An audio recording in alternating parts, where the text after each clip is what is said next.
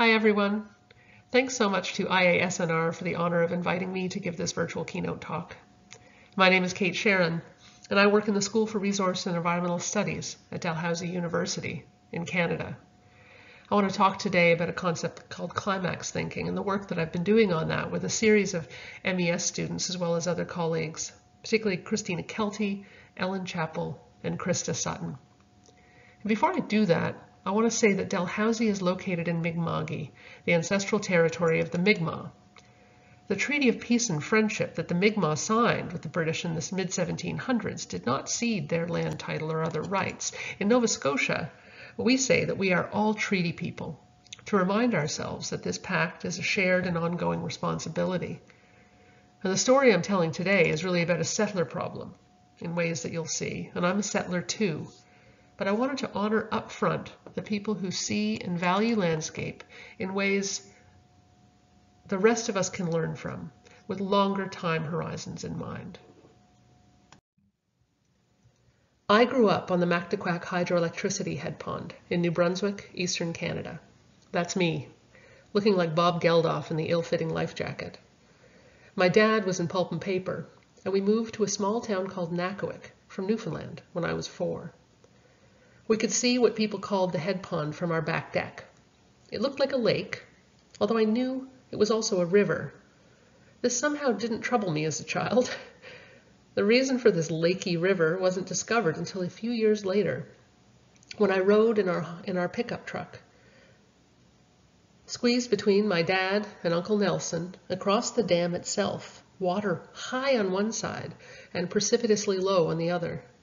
I remember the vertigo viscerally, even today. It was a sensory lesson in engineering. I still couldn't hold this material fact comfortably in my mind, though. In fact, even though I spent the next 14 years in that town, I never really understood that only a decade before we moved in, the place had been completely transformed. Old people sometimes tried to show me pictures of before the flooding, but I couldn't place them in the landscape I knew. And it turned out that the landscape I lived in was this thin prefab skin laid down in the middle of a potato field, built to house those displaced as well as the new workers attracted to the pulp mill that would use the new power. I'd become a cog in a provincial rural revitalization scheme. I went to university and moved around, finishing with a decade in Australia before circling back to Atlantic Canada to take up a prof post. My family left at the same time too, following pulp and paper markets west. 20 years plus later, John Parkins, Tom Beckley, and I initiated research on that very same dam, the Mactaquac. A flaw in its construction back in 1968 meant that the concrete structures were slowly swelling, and a decision needed to be made about whether to rebuild it or remove it.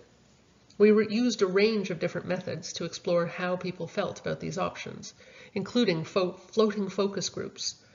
And here's the team alongside the docked houseboat. In the sling is my infant son, George, and he's 7 now. What emerged from this is how the people who had this dam imposed upon them within living memory were the same people who were vociferously protesting its removal. The diagram shows themes that came up in land-based interviews done by student Christina Kelty, broken down by cohort at the top and time period being discussed at the left. Positive statements are in blue and negative in red. So you can quickly see here that all cohorts, dam elders, dam children, head pond children like me, and head pond migrants all see the current state as largely positive, and the possibility of removal, below that, negative. The rural revitalization scheme had been transformative. These were now mill workers, not farmers. They were lake people, not river people. They had docks and boats, damn it. They had adapted, and they weren't going to be victims again. I started then being really interested in how people perceive and experience landscape change. I started calling it climax thinking, riffing on Clement's ideas of climax plant communities. which were those thought of as almost fated endpoints for any given set of conditions. It felt to me like people think of their landscapes that way. Though variously aware of previous landscapes, they feel strongly that it's the current one that should dominate the future. Mactaquac was the first time I used the term climax thinking in print, but the same year I used it in another similar project. I used Q method to explore discourses around converting diked and drained agricultural land back to salt marsh in the face of sea level rise and difficulties maintaining the dikes. There was significant resistance to that change, particularly by those local to the area. I described it also then in resilience terms for those more familiar with that literature, as prolonging the stay in the conservation phase of the penarchy cycle, binding up lots of resources we'd need to find other ways of doing things under climate change. During my sabbatical, back in 2016-17, I finally had some time to properly read in this area. And I found that there weren't many people talking about resistance to change, at least in this way. And many researchers are looking at place attachment, of course, including many in this community. But what I've always found problematic is the positive and static framing of place attachment. We know that place is not static. It has not been, and it cannot be. The closest analogs I found to climax thinking came from Pasqualetti, who talked about immutability or expectations of landscape permanence, and Fresk-Baxter and Armitage, who described continuity as a critical part of place identity. And so while there were lots of other related ideas, it didn't seem like anyone was putting them together in a way that might help us understand where it comes from and what might reduce it when it's problematic.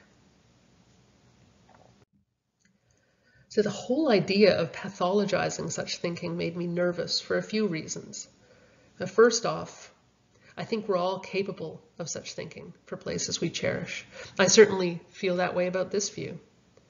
I remember fighting that instinctual place protection when the new highway came through, bringing traffic and air brakes to the quiet nights of my family's cottage.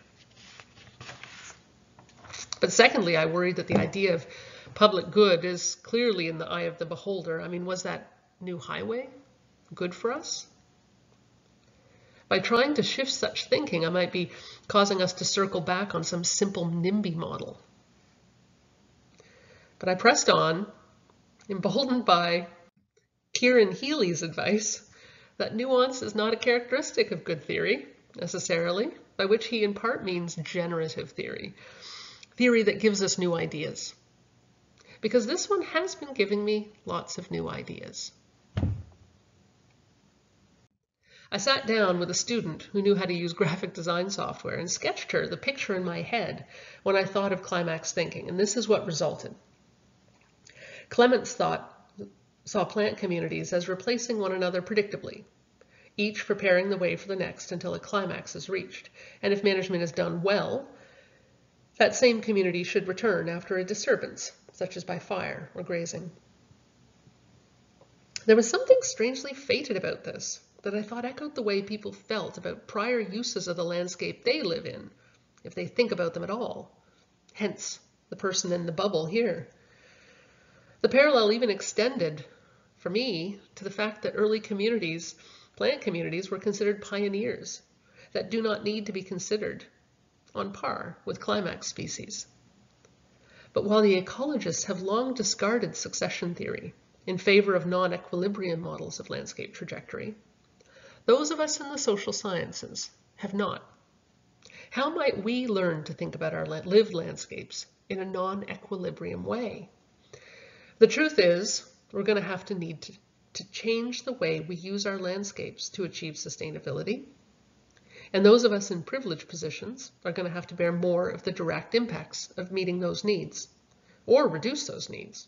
I mean, to date, we've been able to shift that burden onto others less able to choose, those less powerful, or more distant, or both.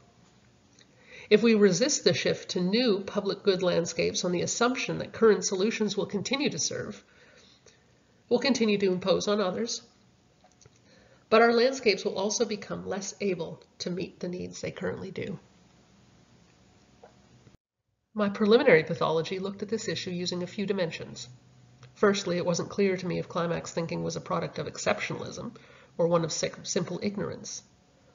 Secondly, I wondered if it had temporal or spatial dimensions. For instance, if it was past-oriented, it could be expressed as previous land uses were just paving the way for this one, if it was caused by hubris, or there were no previous land uses, if it was caused by ignorance. Similarly, a future orientation might be expressed as future generations matter less than this one, or current solutions will continue to work in future. Finally, moving to spatial dimensions, someone elsewhere should need to accept change before I do, or local decisions do not have impacts elsewhere. And these are cartoonish, yes, archetypes for sure, but useful for thinking with. This pathology led me to present some possible leverage points for disrupting such thinking along similar dimensions, but these are just as hypothetical as the pathology above. From a landscape perspective, to fight ignorance, perhaps we could educate about how much change has already happened, reduce fear about the change to come, or map out the real spatial footprint of our choices. Experientially, to fight exceptionalism, it might look like learning how people experience changes made for past needs, or the kinds of changes we're facing now, as well as how people elsewhere experience the impacts of our needs today. All this means popping our landscape bubble and building our capacity for empathy. Since I set all this down in a volume still in press, I've been working on testing it empirically, and I want to spend the rest of this talk telling you what we've found so far. This map is just to help orient you to where I'm working.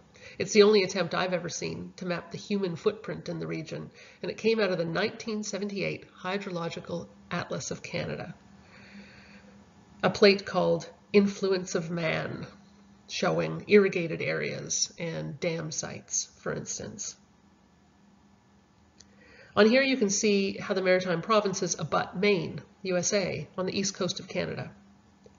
The first two cases I've discussed already are here, Mactaquac and the Bay of Fundy Dykelands, where Climax thinking was first developed. The ones I'll talk about now are the Tantramar, Chignecto at the border of New Brunswick, and coastal Nova Scotia.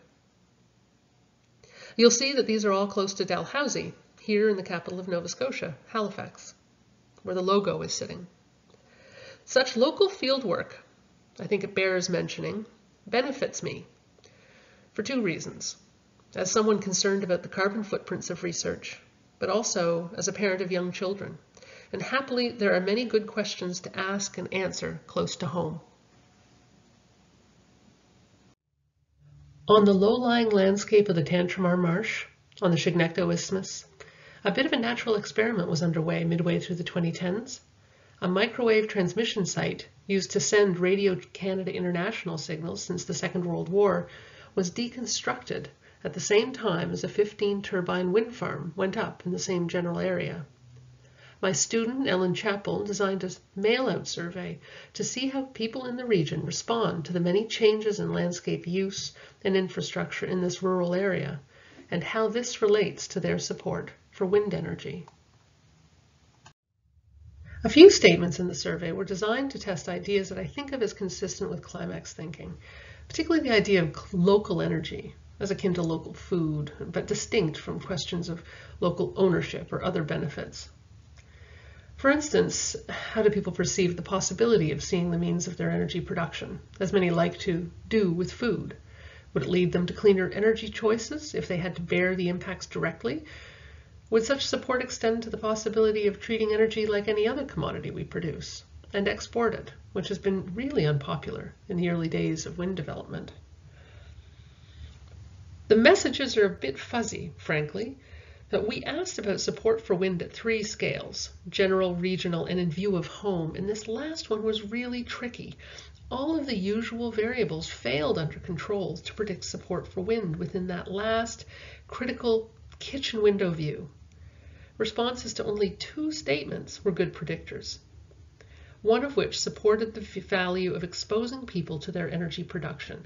Seeing wind turbines from my home reminds me that energy I use has to be generated somewhere. I say this message is consistent with national survey data that showed those who notice their energy infrastructure, regardless of what kind it is, are more likely to support renewable sources. As John Parkins observed, in parallel, around solar energy, there is utility in making energy infrastructure more, not less, visible. I think of this as consistent with Climax thinking because it is that onboarding of responsibility for the energy that we use. More related to Climax thinking, we included an experimental treatment in half of the surveys to test the past dimension of Climax thinking. We wondered if being reminded of all the change the area had already seen would increase support for more wind energy. Perhaps people would see wind then as just the most recent in a line of needed changes.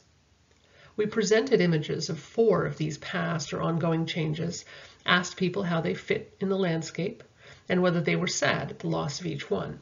And responses to those questions were turned into a first operationalization of Climax thinking. Though in the paper, we called it attachment to vestigial utilitarian landscapes. Ellen agreed we could call it that as long as she wouldn't have to say it out loud. And for the same reasons, I'll call it Climax thinking too. We did find that our Climax thinking measure was slightly correlated with wind support among people who can see turbines from home, but not for those who couldn't, suggesting that the turbines themselves had already become part of the Climax landscape for those who tended toward that kind of thinking. This supports Selman's concept of acquired aesthetics, as well as shifting baselines ideas. Nothing else correlated in these Spearman correlations, including, as you'll see, the experimental treatment itself. We learned a few important things with this first Climax thinking survey. First, Climax thinking as operationalized this way was independent of place attachment, which we also tested, or time and place, which gave me a welcome but belated response to one of the reviewers of my original chapter. Second, the experimental treatment was statistically insignificant in predicting support for wind. That was that past experimental treatment. Perhaps, we thought, because the people in this area are so positive about wind overall. Third, Climax thinking seems to predict support for wind among those who can currently see turbines from home, meaning appreciation for them can be relatively quickly acquired. And finally, predicting support for wind in view of home is tricky, but there is some evidence that it's consistent with a willingness to be reminded of energy use, and perhaps of onboarding responsibility for that consumption, rather than shifting it onto others. The second case study is a more diffuse one that encompasses all of coastal Nova Scotia.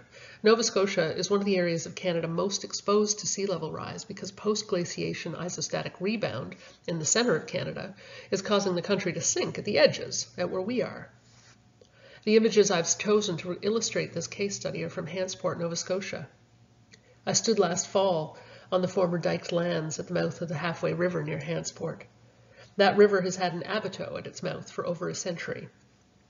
For those unfamiliar with the concept, an abateau is a one-way gate that opens to let fresh water drain from the diked lands at low tide, but then close to keep salt water out at high tide. In the 2 years since its abateau failed, letting salt water back in, there has been a remarkable amount of spontaneous salt marsh recovery. But last year, the citizens of Hansport turned out by the hundreds to meetings and marches to demand the abateau's replacement at great expense, although the drained land is now owned by the province and is not being farmed. The abateau has now been replaced because of political pressure, but is already failing, and holding that line will only get harder in the years to come. Stories like this are playing out all around the shoreline of Nova Scotia. Now, we're currently using Climax thinking to research public perceptions of coastal adaptation in this space. Last summer, Krista Sutton and I ran 14 focus groups with rural coastal residents around Nova Scotia. All the focus groups described the challenges facing the coasts and discussed some of the nature-based options for coping, including living shorelines and managed retreat. But some of the focus groups tested different ways of framing the need for change to see if any influenced how residents talked about it. We had 3 experimental treatments and ran at least 1 on each coast, as well as 1 control group without any framing per coast. Now, the first treatment used the past dimension and was designed to convey that coastal adaptation was only the newest in a long line of changes on that coast. So the framing asked people to tell stories to one another about those kinds of changes, for instance, tourism and other commodity shifts, before digging into talking about climate needs and options. The second treatment used the future dimension and was designed to convey the likelihood that what people love about living on the coast, sounds, smells, community, and want to hand down, will persist with adaptation more if they act sooner than later. We ask people to talk about those things they love and want future generations to have. The third treatment leveraged the metaphor of wartime mobilization to illustrate that big challenges can be met together and that this sometimes brings great meaning. While war is not necessarily in living memory for any of the participants, such stories are repeated each year at Remembrance Day and recorded on cenotaphs in even the smallest of towns. Participants were asked to talk about what sacrifices their communities made during the World Wars and what made it possible, as well as if and how they work together today. After the recruitment and before the focus groups, however, participants filled out a short survey that asked them to respond to statements operationalizing Climax thinking using Likert-style response options. A second set of similar questions were asked then after the focus groups. Because it was only a few days between the 2 surveys, we wanted to use a different set of questions. This set of questions was a more comprehensive attempt to measure Climax thinking and hopefully see if the focus groups and specific framings were able to change it. So 2 scales were created, one with the full set of statements for each column, and one with the 2 statements designed to measure self-orientation, which is in darker gray here. These held together strongly. So we had measures of Climax thinking and self-orientation both before and after. And so a quick look at the statements here. You can see that in the pre-test and the post-test, the past-oriented statements had the most agreement. Things like, I feel grateful to those who work to make this coast what it is today, and it feels good to be living in a place that has changed so little over the years. The other dimension, and particularly the ignorance component of that, got the least agreement, which is what I do on my coast is nobody's business but my own, and coastal management decisions made in one place have no impact elsewhere. So we're starting to get some understanding about how people respond to these different kind of hypothetical dimensions. Comparing these for individual treatments, it seemed that the future and meaning framings significantly reduced Climax thinking, particularly self-orientation. But we also got that sense before these data even rolled in. Those differences were evident while focus groups were being done by the way that people talked about adaptation options after the framing component was completed. Our gut at the end was that both future and meaning had worked. Why? Well, discussions of adaptation after the past framing seemed to see people dwelling on losses, increasing their resistance to future loss, and firming up on the fact of the current landscape being meant to stay. A few of the characteristic quotes are here, and you can see phrases like not reasonable to relocate and terrible if we lost that. And by contrast, those in the future experimental group seem to be thinking more about the future, how long current options would work, and their duty to future generations. In those quotes, you see phrases like, well, we should try instead of not trying. And if we don't act now, we're going to be faced with a much bigger problem. The meaning framing produced similarly urgent but also more collaborative language, including phrases like, "it can't be just one individual," and even "rally the troops." Expressions of the meaning that can come with sacrifice, whether for future generations as in the last framing or other people elsewhere in this one, reminds me of the work of American writer Rebecca Solnit, who wrote about the communities after disaster in the 2009 book, A Paradise Built in Hell. She thinks that people have an unmet need for altruism, and that's why this quickly emerges when choice is removed, like in a disaster situation. Moreover, she notes that people in post-disaster situations are surprisingly, and here I'm going to use quotes, enriched rather than impoverished. And then they unexpectedly feel joy as they meet, quote, otherwise neglected desires for public life and civil society, for inclusion, purpose, and power. And I think that we've been seeing this under COVID. For the most part, despite our physical distancing, we've made great sacrifices for one another. This case study shows us that climax thinking is useful for identifying novel framing devices. It also suggests perhaps that it's exceptionalism or self-orientation at the heart of climax thinking, rather than ignorance per se, although this calls for further testing. Our group was only 100 people, of course. More importantly, though, the quantitative and the qualitative data together suggest that 2 of the framing devices we tested help people see change as urgent, even if it is uncomfortable. Future framing brings to mind future generations and the likelihood that current solutions will not work for them. Meaning framings reminds of the satisfactions of collective action and altruism. At the same time, apparently, reminding people of past losses will only mobilize loss aversion. If the pre-tests and the post-tests can be considered effective, given that they're using 2 different sets of questions, it's also perhaps interesting to know that the effects of the focus group are lasting. We reran the post-test 6 months later, after Hurricane Dorian affected the entire province, and found no significant differences between the immediate post-test and the 6-month later post-test. So what might this mean? At a recent conference I presented at, the last before COVID hit, at least in Canada, Norwegian scholar Per Espen Stoknes did the keynote based on his book, What We Think About When We Try Not to Think About Global Warming. He warned many times to avoid messages of sacrifice in communicating with the public. But after all this, I'm not so convinced.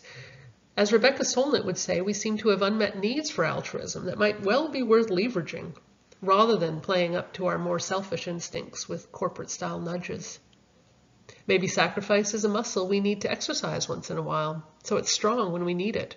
I mean, if we don't work together once in a while, will we be able to when the heterogeneous impacts of climate change are hitting hard, and some citizens are at higher risk than others, and those are our neighbors?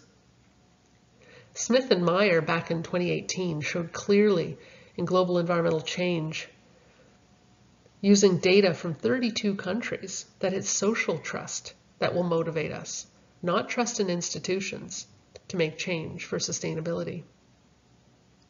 I do agree with Stoknes, however, that some of the answer lies in storytelling and restorying the transitions ahead. So what's next for climax thinking? There's much more yet to be done, of course. I hope that the concept gives other people some ideas and that it can be tested or used in different settings for different challenges. You've seen how limited a geography I've applied it to so far. Urban densification is a sustainability transition that I think may be ripe for exploration with climax thinking. I'm planning more work on the measures of climax thinking and the framing devices. Other than the past framing, I mean, that did not work in either of the cases I've discussed today. Finally, I think it's just always good to remind ourselves that if we think we've reached a summit, to wait for the fog to dissipate. There's generally a higher one further on. I'd like to thank you now for listening, and all the people who've helped me develop and test these ideas over the past 5 years or so. I look forward to the online discussion. Please stay well.